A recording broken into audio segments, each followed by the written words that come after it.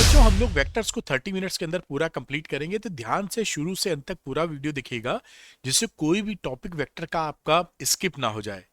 Welcome to Arvind academy, मैं हूं Arvind sir. और सुपर इजी फिजिक्स के लिए अरविंद एकेडमी चैनल को सब्सक्राइब करना मत भूलिएगा। चलिए स्टार्ट कर लेते हैं। तो वेक्टर्स इन 30 मिनट्स, और कई बच्चों को रहता है जो मैं पढ़ा रहा हूं उसका पीडीएफ उनको मिल जाए, तो बड़ी आसान सी बात है। आप अरविंद एकेडमी ऐप को डाउनलोड कर लीजिए, इसका लिंक डिस्क्रिप्शन में आपको मिलेगा। डाउनलोड करने के बाद स्टोर सेक्शन में जाइएगा बेटा, वहां पर आपको क्लास 11 फ्री पीडीएफ नोट्स दिखाई पड़ेगा। इसके अंदर सारी जो पीडीएफ्स हैं वो अनलॉक हैं, आप क्लिक करके डाउनलोड कर सकते हैं और अपनी पढ़ाई के लिए उसका इस्तेमाल कर सकते हैं। अगली बात की, अरविंद एकेडमी टेलीग्राम चैनल भी मैंने आपके लिए बना लिया, यहाँ पर आप ज्वाइन कर लीजिए। यहाँ पर मैं गाइडेंस और अपडेट्स आपको देता हूँ जिससे कि आप अच्छी प्रिपरेशन कर सकें, जो मेहनत करें उसका फैंटास्टिक रिजल्ट आपको आए। कुछ इंपॉर्टेंट इंफॉर्मेशन और आपके लिए, क्लास 11 फिजिक्स के लिए मैंने श्योर शॉर्ट क्वेश्चन बना दिए हैं। ऐसे ही क्वेश्चन एग्जाम में आपके आएंगे, ऐसे ही क्वेश्चन एग्जाम में आएंगे। मैं क्यों कह रहा हूं, क्योंकि 10 साल की ट्रेंड एनालिसिस और मेरे 25 साल के एक्सपीरियंस के बेसिस पे मैंने क्वेश्चन छाटे हैं। अच्छी बात क्या है कि 20 से 25 क्वेश्चन आपके पर चैप्टर हैं जो आप आसानी से लगा सकते हैं। ये फुली सॉल्व है, सोल्यूशन के लिए कहीं भटकना नहीं है बेटा, और 100% एग्जाम और टारगेटेड क्वेश्चन है जैसे एग्जामिनेशन में आते हैं। और बड़ी खुशखबरी की बात क्या है कि मैंने इसके साथ आपको एनसीईआरटी वीडियो सॉल्यूशंस पूरी किताब, ये जो 11th की फिजिक्स की किताब है, एक्सरसाइज और एग्जाम्पल्स के वीडियो सॉल्यूशन सरल भाषा में रिकॉर्ड करके इसके साथ आपको प्रोवाइड किए हैं। तो आप अगर श्योर शॉट लगाने के बाद थोड़ी और मेहनत करने की तैयारी रखते हैं तो ये एनसीईआरटी एक्सरसाइज और एग्जाम्पल्स आप लगा मारिए, आपका फैंटास्टिक रिजल्ट आना पक्का हो जाएगा। तो जो बच्चे श्योर शॉट क्वेश्चन लेना चाहते हैं वो अरविंद एकेडमी ऐप को डाउनलोड कर लें, स्टोर सेक्शन में जाएं और वहां पर आपको sure short questions class 11 physics के दिखाई पड़ेंगे। आप लेकर अपनी पढ़ाई को नेक्स्ट लेवल पे ले जा सकते हैं या अपने एग्जामिनेशन में बेहतर परफॉर्मेंस के लिए पक्का कर सकते हैं। चलिए पढ़ाई की बात करते हैं जिस वजह से वीडियो बन रहा है। शुरुआत करते हैं स्केलर क्वांटिटी और वेक्टर क्वांटिटी से। तो स्केलर क्वांटिटी जो होती है उनमें केवल मैग्नीट्यूड होता है, कोई डायरेक्शन नहीं होता। तो जैसे कि मास, वॉल्यूम, टाइम, डिस्टेंस, ये स्केलर क्वांटिटीज हैं। लेकिन वेक्टर क्वांटिटीज में क्या होता है, तीन चीजें होती हैं। मैग्नीट्यूड, डायरेक्शन तो होता ही होता है, साथ में लॉज ऑफ वेक्टर एडिशन को ये फॉलो भी करना चाहिए। तो इसके अंदर मैग्नीट्यूड होना चाहिए, डायरेक्शन होना चाहिए, और जो वेक्टर के लॉ हैं, जो ट्रायंगल लॉ वगैरह मैं बताऊंगा, उसको फॉलो करना जरूरी है। जैसे कि डिस्प्लेसमेंट है, वेलोसिटी है, एक्सेलरेशन है, ये वेक्टर क्वांटिटीज आपको दिखाई पड़ेंगी। रिप्रेजेंटेशन ऑफ वेक्टर, वेक्टर को कैसे रिप्रेजेंट करते हैं, तो वेक्टर की जो लंबाई होती है ना, जो आप बनाते हैं, वो लंबाई मैग्नीट्यूड को शो करती है। आप एक प्रोपोर्शनल ले लेते हैं कि अगर आपने 1 सेंटीमीटर को 1 किलोमीटर मान लिया है सपोज, तो 4 सेंटीमीटर खींच देंगे तो 4 किलोमीटर के बराबर वो वेक्टर बताएगा मैग्नीट्यूड। और जिस तरफ एरो हेड होता है, एरो बना होता है, वो उसकी डायरेक्शन होती है। तो जहां से वेक्टर स्टार्ट करता है, टेल यानी उसकी, उसको बोलते हैं इनिशियल पॉइंट, ये ओ वाला पॉइंट। और जहां पर वो खत्म करता है अपने आप को, यानी जहां पर हेड होता है, उसको बोलते हैं बेटा टर्मिनल पॉइंट। तो इनिशियल पॉइंट, टर्मिनल पॉइंट, और वेक्टर लिखते कैसे, ओए के ऊपर एरो लगा दीजिए तो ये ओए वेक्टर हो जाता है, या वेक्टर ओए कह दीजिए। इस तरह से वेक्टर का रिप्रेजेंटेशन किया जाता है। अच्छा, एक बहुत इंपॉर्टेंट चीज, पोजीशन वेक्टर। अगर कोई पॉइंट पी है और आपको बोले कि इसका पोजीशन वेक्टर क्या होगा, तो ये जो पोजीशन वेक्टर होता है उसका टेल यानी शुरुआत आपकी ओरिजिन से हमेशा होती है और पी पर जाके वो खत्म होगा। तो जो ओपी वेक्टर है वो पोजीशन वेक्टर पी का कहलाता है। तो OP vector position vector of P है। हमेशा याद रखिएगा कि इसकी जो टेल होती है, जो स्टार्टिंग पॉइंट होता है, हमेशा ओरिजिन पे रहेगा पोजीशन वेक्टर के केस में। अगली बात करते हैं डिस्प्लेसमेंट वेक्टर। तो आपको पता है कि अगर इनिशियल पोजीशन P से कोई भी पार्टिकल फाइनल पोजीशन Q पर जा रहा है, तो इनिशियल पोजीशन से फाइनल पोजीशन की तरफ जो वेक्टर हम बनाते हैं उसे हम बोलते हैं डिस्प्लेसमेंट वेक्टर। तो ये जो वेक्टर है PQ वेक्टर, यहां पे अगर मैं लिख दूं PQ के ऊपर एरो इनिशियल से फाइनल की तरफ, तो this vector is known as a displacement vector. और ये जो OP वेक्टर यहां दिख रहा है, ये इनिशियल पोजीशन का वेक्टर है, ये जो OP वेक्टर है। और ये जो OQ वेक्टर है, ये फाइनल पोजीशन का वेक्टर है। तो ये वेक्टर के बारे में कुछ जानकारी जो क्लैरिटी मिलनी चाहिए। टाइप्स ऑफ वेक्टर, कई तरह के वेक्टर हैं जो कोर्स में उसकी हम बात करते हैं। तो जो वेक्टर्स इक्वल वेक्टर्स कब कहते हैं? तो जिनका मैग्नीट्यूड और डायरेक्शन, मैग्नीट्यूड सेम हो, डायरेक्शन भी सेम हो, उसको हम बोलते हैं इक्वल वेक्टर्स। देखिए ए और बी अगर इक्वल वेक्टर्स हैं तो मैग्नीट्यूड दोनों का बराबर होना चाहिए, डायरेक्शन भी एक ही डायरेक्शन में होनी चाहिए। निगेटिव ऑफ वेक्टर क्या होता है? इनका आपस में मैग्नीट्यूड तो बराबर होता है लेकिन डायरेक्शन एंटी पैरेलल होती है या अपोजिट डायरेक्शन में होती है। तो वेक्टर ए को माइनस बी वेक्टर आप लिख सकते हो। ए अगर इस डायरेक्शन में है तो उसकी अपोजिट डायरेक्शन में बी वेक्टर इस तरीके से आप बना दोगे। अगले की बात करते हैं बेटा, मॉडुलस ऑफ ए वेक्टर। ये दो यहां पर वर्टिकल डंडियां खींच दी जाती हैं, ये दिखाती हैं मॉडुलस ऑफ वेक्टर है यानी उसका मैग्नीट्यूड। इसको सिंपली ये लिखने की जगह कन्वीनियंस के आधार पर ऐसे भी लिख देते हैं। ऐसे लिखेंगे तो ज्यादा क्लियर है, लेकिन आजकल ऐसे ही लिखते हैं ए करके। ये मैग्नीट्यूड ऑफ ए है। दूसरा यूनिट वेक्टर, ये बड़ा इंपॉर्टेंट है, हर जगह इस्तेमाल होगा। यूनिट वेक्टर का मतलब होता है कि वेक्टर का मैग्नीट्यूड तो 1 है और डायरेक्शन उस डायरेक्शन में जिस डायरेक्शन का वो यूनिट वेक्टर है। सिंपल सी बात क्या है, ए कैप से रिप्रेजेंट करती है, कैप है उसके ऊपर छोटी सी, तो यूनिट वेक्टर क्या रहा? जो वेक्टर था उसके मैग्नीट्यूड से इसको डिवाइड कर दीजिए। तो भाई किसी के मैग्नीट्यूड से आप सेम मैग्नीट्यूड से डिवाइड करेंगे तो 1 हो जाएगा। तो A vector A upon A, this is known as a unit vector. तो यूनिट वेक्टर ऑफ ए लिखेंगे तो ए कैप, ये ऊपर जो लगा है इसे कैप बोलते हैं, है ना। तो हमेशा इसका जो मैग्नीट्यूड होगा बेटा वो यूनिटी होगा, 1 होगा। और ये हमेशा फिजिक्स में डायरेक्शन देने के काम आता है। ये कहीं किसी भी क्वांटिटी से आप मल्टीप्लाई कर देंगे ना तो वो किस डायरेक्शन में हो ये पता चल जाता है आपको, क्योंकि मैग्नीट्यूड तो 1 होता है, मल्टीप्लाई होने पे कोई मैग्नीट्यूड पे असर नहीं डालता, लेकिन डायरेक्शन दे देता है। तो यूनिट वेक्टर डायरेक्शन देने के काम आता है। फिक्स्ड वेक्टर की बात करते हैं, जिन वेक्टर्स का इनिशियल पॉइंट फिक्स होता है उसे हम बोलते हैं इनिशियल वेक्टर्स। जैसे कि पोजीशन वेक्टर एक इनिशियल वेक्टर है क्योंकि उसका जो इनिशियल पॉइंट है वो हमेशा ओरिजिन पे रहता है।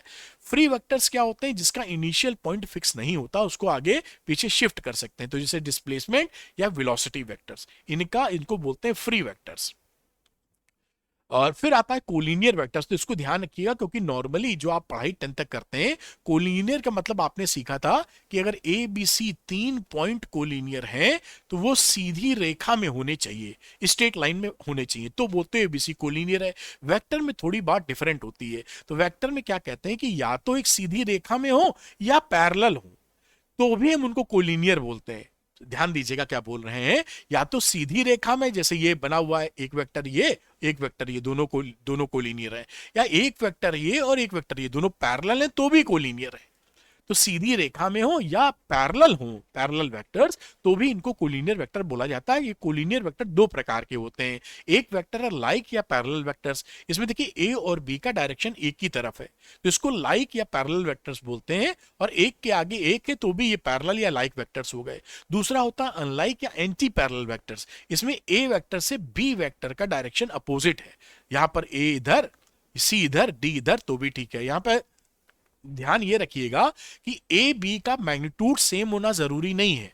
मैग्नीट्यूड देखिए इसलिए छोटा बड़ा बनाया है, मैग्नीट्यूड किसका कितना इससे कोई मतलब नहीं है, डायरेक्शन से मतलब है। तो ये लाइक वेक्टर हो गए एक ही डायरेक्शन में, अपोजिट डायरेक्शन में एंटी पैरेलल या अनलाइक वेक्टर्स हो गए। ये सारे कोलिनियर वेक्टर्स हैं। कोप्लेनर वेक्टर्स क्या होते हैं? वो सारे वेक्टर्स जो एक ही प्लेन में लाई करते हैं वो कोप्लेनर हो गए। बड़ी सरल सी बात। को इनिशियल वेक्टर्स कौन सा रहा? जिनका स्टार्टिंग पॉइंट सेम होता है, जैसे एबीसी का स्टार्टिंग पॉइंट ओ है, इसलिए आप कहेंगे ये को इनिशियल वेक्टर्स हैं। को टर्मिनस वेक्टर किसे कहते हैं? वो वेक्टर्स जिनका हेड एक तरफ पॉइंट आउट रहता है, जैसे ये एबीसी एक ही दिशा एक ही पॉइंट पर तीनों का एरो हेड दिखाई पड़ रहा है, इसको को टर्मिनस वेक्टर आप बोलेंगे। फिर जीरो वेक्टर या नल वेक्टर, ये बड़ी इंपॉर्टेंट चीज है।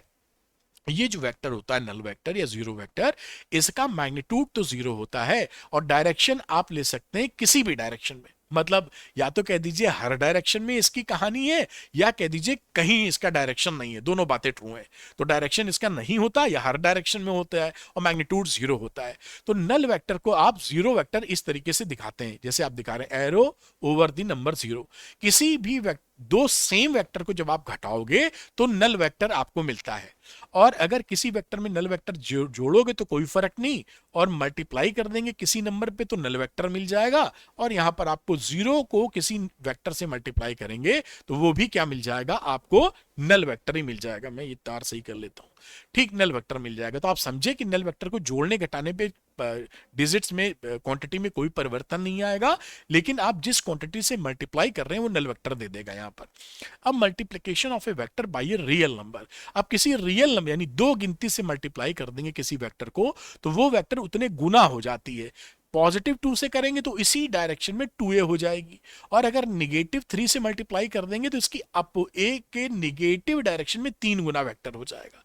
ये फर्क पड़ता है वेक्टर के ऊपर जब किसी स्केलर क्वांटिटी से रियल नंबर से आप मल्टीप्लाई करते हैं। अब ऑपरेशन ऑफ टू वेक्टर्स, तो ऑपरेशन का मतलब है जोड़ना घटाना गुणा भाग। तो जोड़ना घटाना और जो गुणा या मल्टीप्लिकेशन है दो प्रकार से होता है, डॉट प्रोडक्ट और क्रॉस प्रोडक्ट। और डिवीजन जो वेक्टर्स का होता है वो डिफाइंड नहीं है, यानी पॉसिबल नहीं है। एक वेक्टर को दूसरे वेक्टर से डिवाइड नहीं कर सकते हो आप। ठीक है, आइए जोड़ते कैसे हैं वो समझते हैं। तो फिजिक्स में जब वेक्टर को जोड़ते हैं तो उसका मतलब है उसका रिजल्टेंट निकाल रहे हैं। अगर ए और बी का रिजल्टेंट निकालने की बात की गई है तो इसका मतलब है ए और बी को हमको जोड़ना है। ये मैंने लिख भी दिया, कई बच्चे कंफ्यूज रहते हैं, वेक्टर्स को जब ऐड करते हैं तो उसका रिजल्टेंट ही निकलता है। अब वेक्टर को ज्योमेट्रिकली जोड़ने के 3 तरीके हमारे पास है। किस तरह जोड़ रहे हैं? ज्योमेट्री यानी बनाकर। तो एक ट्रायंगल लॉ है, दूसरा पैरेललोग्राम लॉ है, तीसरा पॉलीगन लॉ है। ये ट्रायंगल लॉ और पैरेललोग्राम दो वेक्टर के लिए काम करते हैं और पॉलीगन लॉ कितने भी वेक्टर हो उसके लिए काम करता है। आइए सीखते हैं कि ज्योमेट्रिकली ये ट्रायंगल, पैरेललोग्राम और पॉलीगन लॉ क्या बोलते हैं। तो ट्रायंगल लॉ में मान लीजिए ए और बी वेक्टर को हमको जोड़ना है। इससे पहले एक बात आपको ध्यान करवा दूं कि अगर एक वेक्टर हमारा बी है, इस वेक्टर को, क्योंकि फ्री वेक्टर्स की हमारी पढ़ाई अधिकतर फ्री वेक्टर्स के बारे में, इसको अगर आप पैरेलली शिफ्ट कर देते हैं, खिसका देते हैं बिना इसके डायरेक्शन को रोटेट किए हुए, ये है ऐसे ही पैरेलली, तो इस वेक्टर पे कोई फर्क नहीं पड़ता है।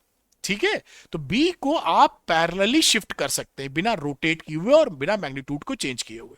तो यहां पर अगर ए और बी को जोड़ना है तो पहले हम a प्लस बी निकालना है सपोज, तो पहले ए वेक्टर आप बना लीजिए और जहां पर इसका हेड खत्म हो रहा है वहीं से इस बी वेक्टर को शिफ्ट करके लगा दीजिए, यानी आप इसी के पैरेलल इसी मैग्नीट्यूड के बराबर बी वेक्टर यहां से खींच दीजिए और उसके बाद जहां से स्टार्ट किया था उसको एंड पॉइंट से मिला देंगे। तो ये ए आर जो वेक्टर है ए प्लस बी वेक्टर आपको दिखाई पड़ेगा। इसे बोलते हैं ट्रायंगल लॉ। और कोई भी वेक्टर क्वांटिटी अगर है तो उसको इस ट्रायंगल लॉ को फॉलो करना जरूरी है। अगर वो ट्रायंगल लॉ को फॉलो नहीं करती तो वेक्टर क्वांटिटी नहीं है। ठीक, तो ये समझ गए ए प्लस बी निकालने का तरीका ट्रायंगल लॉ के बेसिस पे। अब पैरेललोग्राम लॉ आता है, ये बेसिकली कुछ नहीं है, एक्सटेंशन ऑफ ट्रायंगल लॉ है। इसी को कहने के तरीके में थोड़ा फर्क कर दिया गया है। ये क्या बोलते हैं? ये बोलते हैं कि अगर हम किन्हीं दो वेक्टरों को किसी पैरेललोग्राम की एडजेसेंट, एडजेसेंट मतलब एक से एक लगी हुई जो लाइंस होती हैं, साइड्स होती हैं, एडजेसेंट साइड से मैग्नीट्यूड एंड डायरेक्शन के फॉर्म में कंप्लीटली रिप्रेजेंट कर सकें तो इसका जो रिजल्टेंट होता है ए बी वेक्टर का वो उस पॉइंट से, कॉमन पॉइंट से डायगोनल जो आ रहा होता है उससे कंप्लीटली रिप्रेजेंट हो जाता है।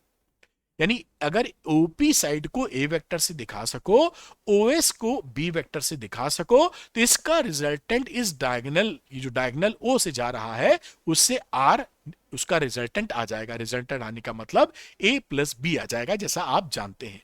ये पैरेललोग्राम रहा, ये कुछ नहीं है बट ट्रायंगल लॉ का एक्सटेंशन है। क्योंकि अगर आप ए, ये दोनों वेक्टर पैरेलल और इक्वल है, इसको बी कह सकते हो, तो ए प्लस बी बराबर आर, ये ट्रायंगल बन गया। तो ये ट्रायंगल लॉ का एक्सटेंशन है, दैट्स ऑल। अब पॉलीगन लॉ, ये जो पॉलीगन लॉ होता है इसमें कितने भी वेक्टर को आप जोड़ सकते हो। जो ट्रायंगल लॉ था और जो पैरेललोग्राम लॉ था इसमें दो ही वेक्टर का काम कर रहे थे हम लोग। ट्रायंगल लॉ, पॉलीगन लॉ में क्या करते हैं, मान लीजिए ये ए बी सी डी इन वेक्टरों को जोड़ना है, A plus B plus C plus D. तो ए वेक्टर खींच लीजिए, पहले ओ से स्टार्ट कीजिए, ए वेक्टर इसी के पैरेलल इसी के बराबर, फिर इस बी वेक्टर को बना लीजिए यहां पर इसी के पैरेलल इस वेक्टर के और इसी के बराबर का मैग्नीट्यूड। फिर देखिए हमने सी का बना लिया, इसी तरह हमने डी का बना लिया। जितने वेक्टर जोड़ने थे वहां तक हम पहुंच गए, फिर रुक जाएंगे जहां पहुंचे, फिर जहां से स्टार्ट किया था उससे आप एंड पॉइंट तक एक वेक्टर खींच दीजिए। ये वेक्टर, इस वेक्टर को बोलते हो आर वेक्टर, और ये A plus B plus C plus D का रिजल्टेंट होता है।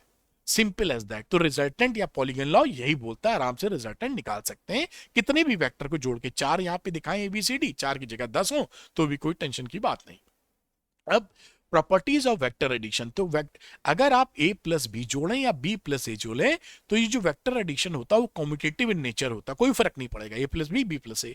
एसोसिएटिव प्रॉपर्टी को भी फॉलो करता है, मतलब a प्लस बी ब्रैकेट में प्लस सी है तो आप a plus B plus C भी लिख सकते हैं, कोई रिजल्ट में आपका फर्क नहीं पड़ेगा। तो ये कॉम्यूटेटिव और एसोसिएटिव प्रॉपर्टी को फॉलो करता है वेक्टर एडिशन।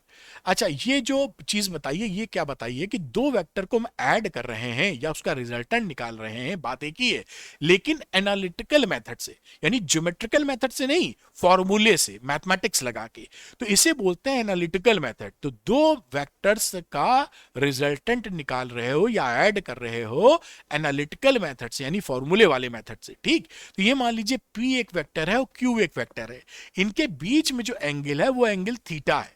तो ये इसका जो रिजल्टेंट होगा पैरेललोग्राम की डायगोनल से हो जाता है। तो r की वैल्यू निकालते हो under root P square plus Q square plus 2pq cos theta. ये मैग्नीट्यूड निकल आता है r का, ये p का मैग्नीट्यूड, ये p लिखने का मतलब है p का मैग्नीट्यूड, q लिखने का मतलब है q वेक्टर का मैग्नीट्यूड, और थीटा है इन दोनों के बीच का एंगल। तो ये रिजल्टेंट आ गया, यानी मैग्नीट्यूड। अब हम बात करते हैं डायरेक्शन की। तो डायरेक्शन में ये r जो है ये p से बीटा एंगल बना रहा है। देखिए इसको कैसे फाइंड करेंगे, tan beta is equal to Q sine theta upon P plus Q cos theta. इस फॉर्मूले को लगा दोगे तो ये जो बीटा निकलेगा ये पी से जितना एंगल रिजल्टेंट बना रहा है वो निकल आएगा। अब किसी वेक्टर का मैग्नीट्यूड आप निकाल लिए और डायरेक्शन निकाल लिए हैं तो पूरा वेक्टर निकाल लिए। इस तरह से आप एनालिटिकल मेथड से, फॉर्मूले वाले मेथड से, क्योंकि हर जगह ज्योमेट्री लगा पाना आसान नहीं होता, फॉर्मूला लगा देते हैं आप, ठीक। तो इस तरह से आप आर निकाल लेंगे। अच्छी बात क्या है कि अगर ये दो वेक्टर्स जो पी और क्यू हैं ये आपस में परपेंडिकुलर हो जाएं तो ये जो फॉर्मूला है वो रिड्यूस कर जाता है, छोटा बन जाता है। केवल रिजल्टेंट का मैग्नीट्यूड आएगा under root P square plus Q square, और इसका बीटा जो निकालोगे वो q अपॉन पी से निकल आएगा। तो जब दो वेक्टर 90 डिग्री पर हो तो सिंपली इस फॉर्मूले से आप उसको निकाल लेंगे। तो ये वेक्टर का रिजल्टेंट निकालने का तरीका हो गया एनालिटिकल मेथड बेटा जी। अब बात करते हैं एंगल बिटवीन टू वेक्टर्स। तो जो एंगल लेते हो ए और बी का, हमेशा एंगल टेल टेल के बीच लिया जाता है। कैसे समझाया, देखिए यहां पर एक वेक्टर बनाया बी और यहां से बनाया ए, तो ये एंगल नहीं लेना है आपको, ये जो एंगल दिख रहा है ये एंगल लेंगे तो गलत है। आपको टेल टेल, तो इस वेक्टर को एक्सटेंड कर दो, इसका तो इधर ही डायरेक्शन है, ये यानी इसकी जो ये जो की टेल है ना, दोनों की टेल के बीच में बनने वाला एंगल, तो ये एंगल यहाँ पे थीटा लिया जाएगा, ये थीटा नहीं लिया जाएगा। ये ध्यान रखिएगा, कई बच्चे एंगल लेने में गलती कर देते हैं, तो ये गलती आपसे ना हो। अब सब्सट्रैक्शन ऑफ वेक्टर्स, क्योंकि जोड़ना घटाना गुणा भाग सीख रहे हैं, भाग तो होता नहीं, जोड़ना सीख लिया, घटाना भी एक तरह का जोड़ना ही है। कैसे होता है, देखिए ए प्लस बी के लिए हम लोगों ने क्या किया था, ट्रायंगल लॉ की बात कर रहा हूं, ए बनाया बी बनाया, ए प्लस बी निकाल लिया। अब हम यहां करेंगे ए माइनस बी के लिए हम ए बनाएंगे और जिस डायरेक्शन में बी था उसकी अपोजिट डायरेक्शन में बी बना देंगे। अगर आप अपोजिट डायरेक्शन में बी बना देंगे सेम मैग्नीट्यूड उसकी विपरीत दिशा में, तो वो माइनस बी को रिप्रेजेंट करेगा। अब ट्रायंगल लॉ लगा दीजिए, यानी यहां से स्टार्ट करके एंड तक ये ए माइनस बी हो गया। बेसिकली आपने यहां किया क्या है, A plus minus B vector कर दिया, which is A minus B. मैंने लिखा भी है लेकिन मैंने फिर से लिख दिया, जैसे आप इस बात को, ये माइनस बी तो ऐड कर रहे हो तो ए माइनस बी को ऐड कर दिया है ना। तो subtraction is just like addition, A minus B को ए प्लस माइनस बी लिख सकते हो। तो ये जोड़ना भी सीख लिया वेक्टर का, घटाना भी सीख लिया। अब हम मल्टीप्लिकेशन की बात करेंगे, उससे पहले कुछ जानकारियां देखिए। Orthogonal triad of unit vectors बोला जाता है। ऑर्थोगोनल ट्रायड क्या होते हैं, आई जे के वेक्टर्स। आई जो वेक्टर होता है वो यूनिट वेक्टर होता है पॉजिटिव एक्स डायरेक्शन में। ये जो एक्स डायरेक्शन में, पॉजिटिव एक्स डायरेक्शन में जो यूनिट वेक्टर होगा उसे आई कैप बोलते हैं। जे कैप होता है unit vector in Y direction. Positive Y direction में जो यूनिट वेक्टर होगा उसे जे कैप कहते हैं, और पॉजिटिव जेड डायरेक्शन में जो यूनिट वेक्टर होता है उसे के कैप कहते हैं। आई कैप, जे कैप, के कैप और आई जे के कैप्स ये सारे यूनिट वेक्टर हैं, इसलिए इनका मैग्नीट्यूड सबका 1 होता है। केवल direction positive X axis, positive Y axis, positive Z axis के काम में आती है। इन्हीं तीनों के जोड़ों को, जोड़ा क्या, ये ट्रायड हो गया, 3 लोग हैं, इसी को बोलते हैं orthogonal triad of unit vectors. Orthogonal का मतलब होता है 90 डिग्री पर रहना। ये तीनों लोग आपस में एक दूसरे से 90 डिग्री पे हैं, इसलिए ऑर्थोगोनल लिखा हुआ है। आप उम्मीद करता हूं बेबात पकड़ पाए होंगे। अब अगली बात देखते हैं कि रेक्टेंगुलर कंपोनेंट पे वेक्टर इन 3D, अगर स्पेस के अंदर कोई पॉइंट हम P ले रहे हैं और उसका कोऑर्डिनेट कहीं आपको दिया X Y Z, P point है, उसके कोऑर्डिनेट एक्स वाई जेड है, तो वेक्टर क्या लिखेंगे? वेक्टर सिंपली लिख देंगे एक्स वाले को मल्टीप्लाई कर देंगे आई कैप से, वाई वाले को मल्टीप्लाई कर देंगे जे कैप से, और जेड वाले को मल्टीप्लाई कर देंगे के कैप से। ये आपका पोजीशन वेक्टर हो जाएगा, यानी ओपी वेक्टर जो है, जिसे नॉर्मली कई जगह आर वेक्टर भी बोला जाता है, एक्स आई वाई जे जेड के हो जाएगा। ये जो एक्स वाई जेड होता है, जो कोऑर्डिनेट्स हैं, ये स्केलर कंपोनेंट्स होते हैं। ये जो रेक्टेंगुलर कंपोनेंट का मतलब स्केलर कंपोनेंट्स हो गए। और अगर आर का मैग्नीट्यूड निकालना हो, पोजीशन वेक्टर का लेंथ, कि ओपी कितना लंबा है, तो under root X square plus Y square plus Z square से आप इसका मैग्नीट्यूड निकाल सकते हैं। उम्मीद है बात आप पकड़ पाए होंगे। अब आता है मल्टीप्लीकेशन की बात। जोड़ना घटाना सीख चुके हैं। मल्टीप्लिकेशन दो तरीके से होता है। एक है स्केलर या डॉट प्रोडक्ट। स्केलर इसलिए बोलते हैं क्योंकि इनको जब मल्टीप्लाई करते हैं तो इनका रिजल्टेंट स्केलर आता है। और हम जब वेक्टर पढ़ेंगे तो दो वेक्टर को जब मल्टीप्लाई करेंगे तो उसका रिजल्ट वेक्टर क्वांटिटी आएगी, इसलिए उसको वेक्टर या क्रॉस प्रोडक्ट बोलते हैं। आइए स्केलर या डॉट प्रोडक्ट को समझते हैं। तो स्केलर प्रोडक्ट दो वेक्टर का डिफाइन कैसे किया जाता है? A dot B is equal to A B cos theta. A B magnitude है, कॉस थीटा, थीटा जो होता है वो 180 से छोटा होना चाहिए। मतलब ए बी के बीच में छोटा वाला थीटा लेना है। एक्चुअली जब भी आप दो वेक्टर खींचते हो ना, उसमें हमेशा दो एंगल आपके सामने खड़े हो सकते हैं कि सर हम ये वाला एंगल लें कि पीछे वाला लें। तो हमेशा आपको थीटा वो चूज करना है जो छोटा हो, बस सिंपल एज दैट। दोनों में जो आगे पीछे में जो छोटा हो वो ले लीजिएगा, तो ये काम खत्म हो जाएगा स्केलर प्रोडक्ट। अब इसकी प्रॉपर्टीज जाननी बहुत जरूरी है। Scalar product commutative in nature होता है, यानी ए डॉट बी करो चाहे बी डॉट ए करो, रिजल्ट वही आने वाला है। इस डिस्ट्रीब्यूटेड होगा, डिस्ट्रीब्यूटिव ओवर एडिशन, यानी A dot B B plus C है तो A dot B plus A dot C आ जाएगा, कोई दिक्कत नहीं। जो दो ए और बी दो वेक्टर्स का अगर परपेंडिकुलर हैं और उनका डॉट प्रोडक्ट लेते हो तो उसकी वैल्यू जीरो आ जाती है क्योंकि ए डॉट बी होता है ए बी कॉस थीटा, तो अगर ये परपेंडिकुलर है तो थीटा की वैल्यू 90 आ जाएगी और cos 90 जीरो होता है। तो हमेशा दो परपेंडिकुलर वेक्टर का रिजल्ट शून्य आने वाला है। और दो वेक्टर अगर पैरेलल वेक्टर्स हैं तो इसका रिजल्ट मैक्सिमम होता है। ए डॉट बी करोगे तो ए बी कॉस थीटा, और थीटा यहाँ पे जीरो है तो cos 01, तो इसका आंसर ए बी आ जाएगा। यानी ए डॉट बी का मतलब हो जाएगा मैक्सिमम मैग्नीट्यूड, यानी ए एंड बी का मल्टीप्लीकेशन। अगर ए बी दो पैरेलल वेक्टर्स हैं, उनका अपोजिट डायरेक्शन है, ए इधर है बी इधर है, अपोजिट, थीटा 180 डिग्री, तो ए डॉट बी आ जाएगा ए बी कॉस 180 यानी माइनस ए बी। यानी उनका माइनस मिनिमम प्रोडक्ट मैक्सिमम, लेकिन मिनिमम नेगेटिव डायरेक्शन में, माइनस ए बी, तो minus A B is the resultant. अगर दो वेक्टर हैं जो कि पैरेलल हैं, सेम वेक्टर की बात कर रहे हैं, ए का ए से हम मल्टीप्लाई डॉट प्रोडक्ट ले रहे हैं, तो अपने मैग्नीट्यूड के स्क्वायर के बराबर हो जाता है। ए डॉट ए का मतलब ए स्क्वायर के बराबर, क्योंकि इसके बीच का रिजल्ट थीटा कितना है, जीरो, तो ए डॉट ए हमेशा ए स्क्वायर के बराबर होगा। अब इसी तर्ज पर, इसी लॉजिक को यूज करते हुए जो सिमिलर यूनिट वेक्टर्स होते हैं, जैसे I dot I, J dot I, J dot J, के डॉट ए, इनकी वैल्यू 1 आ जाएगी, क्योंकि ये देखिए अपनी मैग्नीट्यूड का स्क्वायर, तो आई वेक्टर का तो मैग्नीट्यूड 1 होता, तो 1 का स्क्वायर 1 आ गया। और जब ये आई डॉट जे करोगे, क्योंकि आई और जे में 90 डिग्री का एंगल है, तो परपेंडिकुलर वाले जो वेक्टर्स होते हैं उनका डॉट प्रोडक्ट जीरो आता है, इसलिए जीरो आ गया। तो आई डॉट जे या जे डॉट के या के डॉट आई का वैल्यू जीरो आ जाएगा बेटा। अगली प्रॉपर्टी देखते हैं। अगर मान लीजिए ए डॉट बी हमको निकालना है, तो ए डॉट बी में इस तरह से ए लिखा हुआ ए एक्स आई ए वाई जे प्लस ए जेड के करके, तो इनके कोरस्पॉन्डिंग टर्म को मल्टीप्लाई करके लिख लेते हैं बेटा, सिंपल एज दैट। ये यानी ए डॉट बी क्या हो जाएगा, ए एक्स इंटू बी एक्स, ए वाई इंटू बी वाई, ए जेड इंटू बी जेड। ये देखिए सिंपल एज दैट। और अगर एंगल निकालना है ए बी के के बीच के एंगल का, ए बी के वेक्टर के बीच के एंगल का, तो कॉस थीटा की वैल्यू होगी A dot B upon A B. Magnitude लिखा है, चाहे ए बी लिखो चाहे मॉडुलस के अंदर लिखो, ये थीटा आप निकाल सकते हो इस तरीके से। अब आता है वेक्टर प्रोडक्ट या क्रॉस प्रोडक्ट। आपको बताया था कि जब दो वेक्टर को मल्टीप्लाई करते हो और उसका रिजल्टेंट आपका वेक्टर क्वांटिटी आ जाता है, तो ऐसे वेक्टर को हम बोलते हैं वेक्टर प्रोडक्ट या क्रॉस प्रोडक्ट। तो यहां ए क्रॉस बी को डिफाइन करते हैं ए बी साइन थीटा और एन कैप। एन कैप होता है यूनिट वेक्टर, डायरेक्शन देने के काम आता है। ये नॉर्मल यूनिट वेक्टर है जो ए और बी को के परपेंडिकुलर होता है और राइट हैंड स्क्रू रूल को फॉलो करता है। राइट हैंड स्क्रू रूल क्या है अभी हम आपको बताएंगे, ये बड़ा इंपॉर्टेंट है, पूरी फिजिक्स में लगेगा। तो एन कैप आप समझ गए, नॉर्मल यूनिट वेक्टर है जो ए और बी दोनों के नॉर्मल है और साथ में राइट हैंड स्क्रू रूल को फॉलो करता है। थीटा जो एंगल होगा वो स्मॉलर लेना है, यानी ए बी के बीच में जो एंगल है पीछे वाला ना लेके जो छोटा एंगल है वो लेना है इसके बीच का। और ए क्रॉस बी जो वेक्टर मिलेगा, यानी ये जो वेक्टर का रिजल्टेंट मिल रहा है, ये जो प्लेन ए बी कंटेन कर रहा है, ये प्लेन इसके परपेंडिकुलर होता है। ये जो ए क्रॉस बी है या एन कैप इस डायरेक्शन में ए बी के परपेंडिकुलर या ए बी जो प्लेन बना रहे हैं उसके परपेंडिकुलर डायरेक्शन में होगा।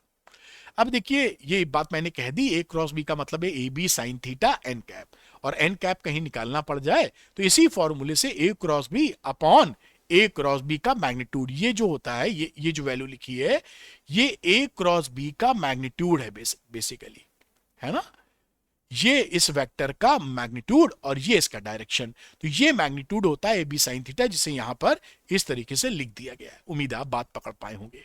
अब आता है राइट हैंड स्क्रू रूल। तो देखिए राइट हैंड स्क्रू रूल तो ये है अभी हम समझाते हैं, लेकिन इसका एक अल्टरनेटिव या सरल फॉर्म हमेशा याद रखा जाता है, राइट हैंड रूल। तो राइट हैंड स्क्रू रूल क्या होता है कि कहीं पर आप ए क्रॉस बी निकाल रहे हैं तो वेक्टर ए से बी की तरफ आप समझ लीजिए एक स्क्रू मूव कर रहे हैं। स्क्रू मतलब पेंच लगाते होंगे ना कैलेंडर विलेंडर टांगने के लिए या कहीं और भी, वो पेंच घुमा रहे हैं। तो पेंच जब ए से बी की तरफ घुमाएंगे तो जिस डायरेक्शन में वो आगे बढ़ेगा वही डायरेक्शन होता है ए क्रॉस बी का। ये तो है आपका राइट हैंड स्क्रू रूल। अब इसका सिंपलर वर्जन याद रखा जाता है क्योंकि आसानी पड़ती है, क्योंकि स्क्रू स्क्रू कितना लंबा सोचें, हाथ तो हमारे पास ही है। तो राइट हैंड स्क्रू रूल का सिंपलर वर्जन है राइट हैंड रूल। इसमें राइट हैंड लिया जाता है, अपने पंजे या पाम को अगर ए क्रॉस बी निकाल रहे हो तो ए से बी की तरफ पंजा मोड़ देते हैं। अंगूठा जिस डायरेक्शन में होता है वही नॉर्मल वेक्टर या ए क्रॉस बी का डायरेक्शन बताता है। तो बस यही चीज है, ए से बी की तरफ ये पंजा मोड़ दिया, अंगूठा ऊपर जा रहा है तो ए क्रॉस बी हो गया। अब बी क्रॉस ए निकालोगे तो बी क्रॉस ए करोगे तो नीचे आ जाएगा क्योंकि आप ऐसे घुमाओगे, है ना, सिंपल एज दैट। समझ ये बड़ी इंपॉर्टेंट है क्योंकि इसके बिना ए क्रॉस बी डील नहीं कर पाओगे आप। अब इसकी प्रॉपर्टीज की बात कर लेते हैं। वेक्टर प्रोडक्ट एंटी कम्यूटेटिव होता है, ध्यान रखिएगा। ए क्रॉस बी करोगे तो माइनस बी क्रॉस ए आ जाएगा, जबकि आप जो डॉट प्रोडक्ट था वो कम्यूटेटिव इन नेचर था, चाहे ए डॉट बी करो चाहे बी डॉट ए करो, रिजल्ट वही है। लेकिन इसमें रिजल्ट नहीं सेम है। A cross B is equal to minus B cross A. ये vector product distributive over addition होता है। A cross B plus C लिखोगे तो A cross B plus A cross C लिख सकते हो।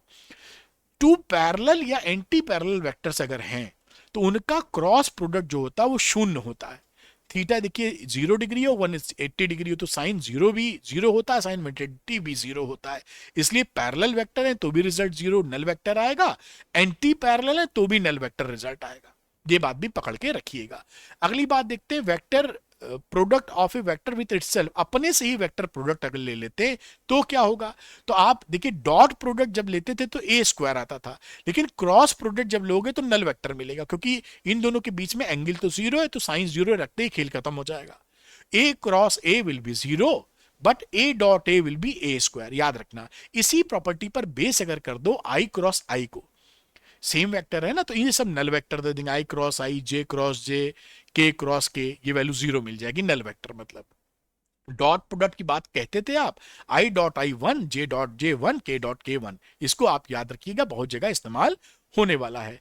अब देखिए प्रॉपर्टीज ऑफ वेक्टर प्रोडक्ट में क्या होता है। Vector product of base vector is cyclic. I J K को बेस वेक्टर्स भी बोलते हैं, तो इसको आप एंटी क्लॉकवाइज आई जे के लिख लीजिए पहले।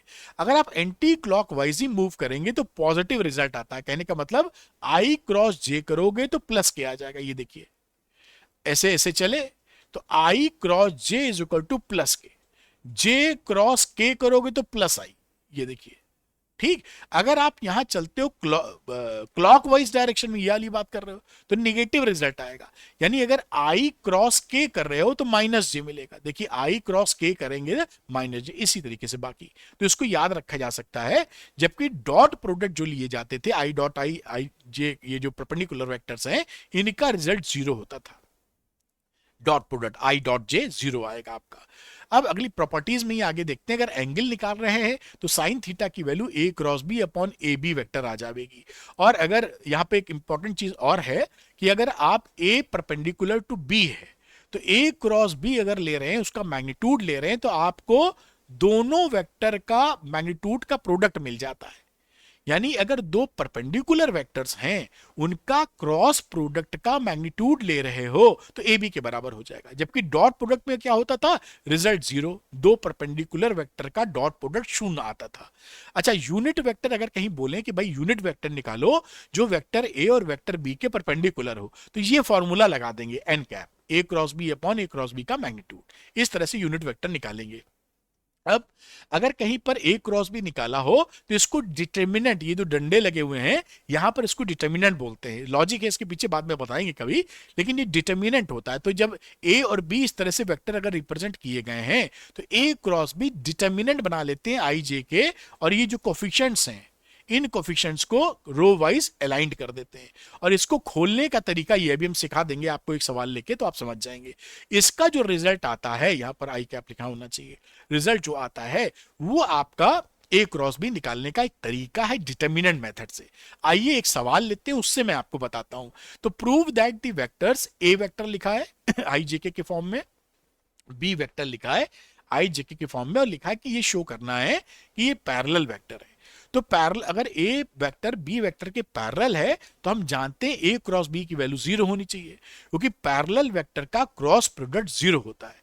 अगर हम ए क्रॉस बी को जीरो दिखा दें या नल वेक्टर दिखा दें तो काम हो जाएगा अपना। तो हमने ए क्रॉस बी को लिख लिया ऐसे, कैसे लिखा, आई जे के ऊपर लिख देना है, इसके जो कोफिशिएंट है 2 -3 -1 यहां पुट कर दिए। देखिए 2 -3 -1, बी वेक्टर के जो कोफिशिएंट्स हैं सॉरी -6 9 और 3, -6 9 और 3, ये ऐसे पुट कर दिए। अब देखिए इसको ओपन कैसे करते हैं, समझ गए ना इसको कैसे अरेंज किया है।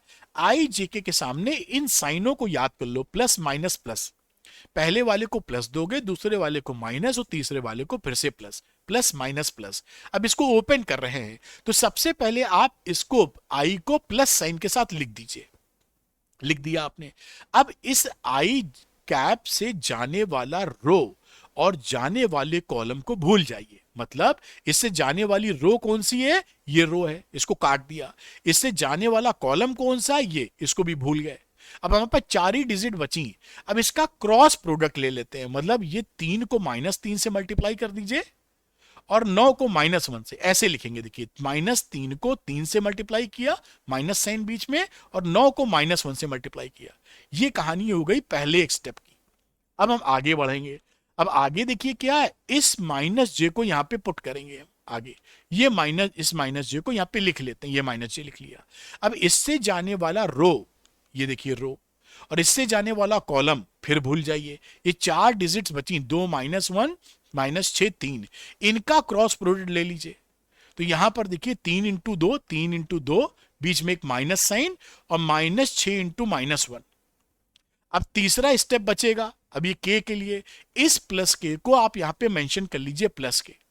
अब इससे जाने वाला जो रो है उसको भूल जाइए, इस प्लस के से जाने वाले कॉलम को भूल जाइए। ये 4 डिजिट मिली, इसका क्रॉस प्रोडक्ट लेंगे तो 2 को 9 से आप मल्टीप्लाई कर दीजिए, माइनस, और -3 को -6 से मल्टीप्लाई कर दीजिए, बीच में नेगेटिव साइन।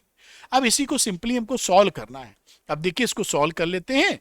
ये देखिए सॉल्व करने की तरफ चले तो ये आई कैप लिखा है, -3 इंटू 3, ये -9 आ गया।